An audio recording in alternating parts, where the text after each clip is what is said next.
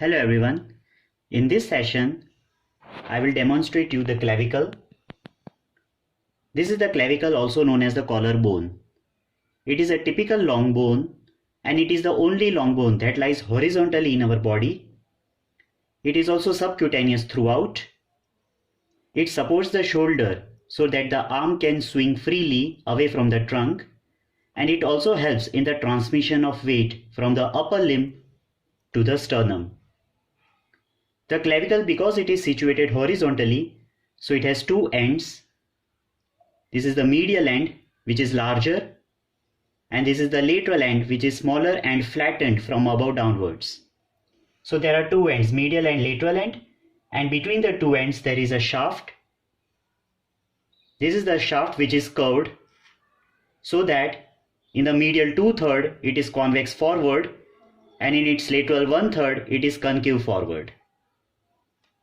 The medial end is larger and quadrangular, and it articulates with the manubrium sterni to form sternoclavicular joint. The articular surface also extends on the inferior aspect of the medial end, which will articulate with the first costal cartilage.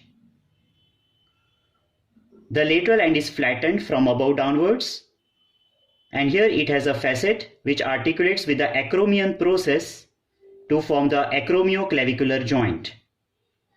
Coming to the shaft is divided into medial 2/3, this is medial 2/3, and lateral 1/3.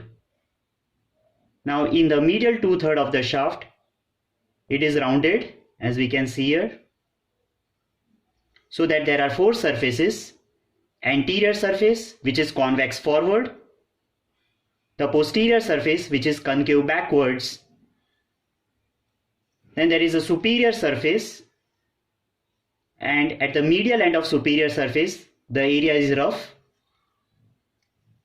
and there is an inferior surface. So there are four surfaces in the medial 2/3 of the shaft, whereas the lateral 1/3 of the shaft is flattened from above downwards, so that there are two borders: anterior border, which is concave forward, and this is the posterior border, which is convex backwards. This is the superior surface, which is subcutaneous, and on the inferior surface we can see a tubercle. This tubercle is known as conoid tubercle. So this is the conoid tubercle, and from the tubercle there is a ridge running laterally. This ridge is known as trapezoid ridge. So that is the trapezoid ridge. So the conoid tubercle and the trapezoid ridge are present on the inferior surface of the lateral 1/3 of clavicle. Also seen in the middle 1/3 of the inferior surface of the shaft, there is a longitudinal groove which is known as subclavian groove. So this groove here is the subclavian groove. So to determine the side of the clavicle, we must know first the larger quadrangular end is a medial end, so keep it medially, whereas the lateral end is flattened from above downwards, and the shaft is curved S-shaped, and we keep in such a way that the medial 2/3 of the shaft is convex forward and concave backward, whereas the lateral 1/3 of the shaft is concave forward and convex backward. Whereas the subclavian groove is present on the inferior aspect of the middle part of the shaft, and along the lateral aspect of along the lateral 1/3 of the shaft inferiorly, there is a conoid tubercle and trapezoid ridge. So this clavicle is the left clavicle.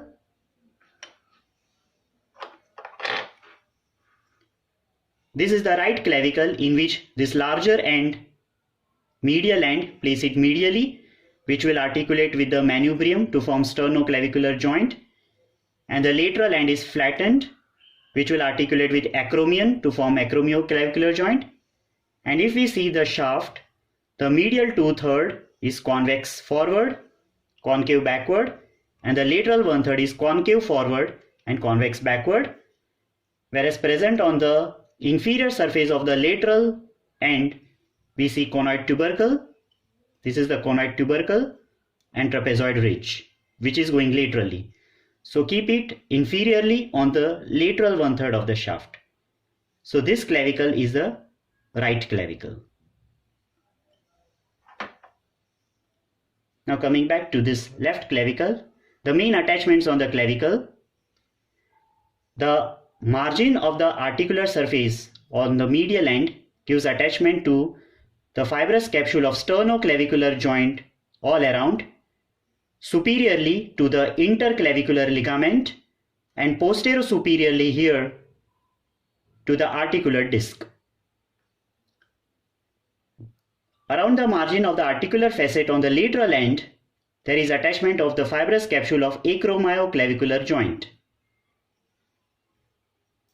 The anterior surface of the medial 2/3 of the clavicle gives origin to pectoralis major muscle, whereas the medial end of the superior surface, which is a rough area, gives origin to clavicular head of sternocleidomastoid muscle. On the medial end of the inferior surface, there is attachment of costoclavicular ligament, whereas the subclavian groove receives insertion of subclavius muscle. The margin of the groove gives attachment to clavipectoral fascia.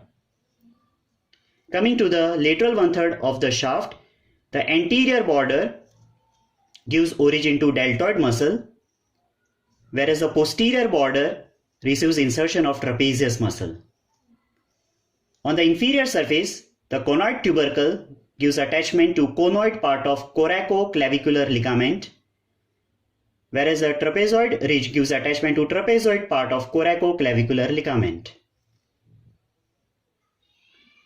So this completes our general features, site determination, and main attachments on the clavicle. Thank you.